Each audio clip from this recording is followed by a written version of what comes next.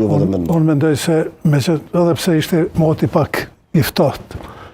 po të ishte dje, për shembull, që ishte moti i mirë, do të ishte më masive protesta. Mirë, po me gjithë këtë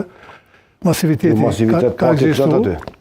edhe kom vrejt shumë figura të gjitha anëve të Kosovës edhe të visave shqiptare, edhe kom vrejt një disponim pak më të mirë se sa protestet e mëparshme, një farë optimizmi më të madh. Ndonë se prokuroria pa të propozuar që secili nga të akuzuarit të ishte drejtuesit që kështë dënuar me nga 45 vite burg, kjo sikur i mobilizoj popullin e Kosovës, edhe jo vetëm të Kosovës, filloj të mobilizoj edhe institucionet e Kosovës, edhe të Shqipërisë.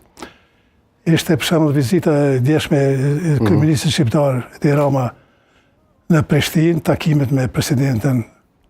Osmani, me kryeministin Thaçi, pastaj fjalimi i tij në prorimin e librit të Ahmet Shalës. Aty ishte një fjalim me të vërtetë që kishte një mesazh të fuqishëm që shqiptarët në këto momente shumë të vështira për Kosovën të bashkohen, të jenë unik dhe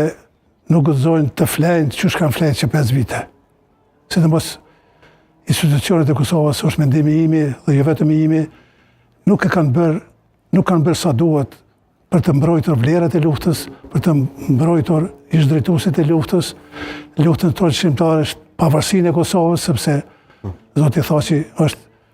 ai që ka shpallë pavarësinë e Kosovës bashkë me Jakub Krasniqin, me Kadri Veselin, me të tjerët, Recep Selimin e të tjerët, kështu që këtu mbrohet edhe lufta jonë, mbrohet sakrifica e popullit të Kosovës, mbrohet pavarësia e Kosovës. Nëse ne nuk jemi gjendje si institucione të mbrojmë njerëzit, liderët tanë, edhe që kanë vëdheq luftën, edhe që kanë vëdheq shtetin e Kosovës, që kanë kriju shtetin e Kosovës, atër kemi dështuar. Sepse nëse ne heshtim, atër mos priti përkrahin nga ndërkombëtarët,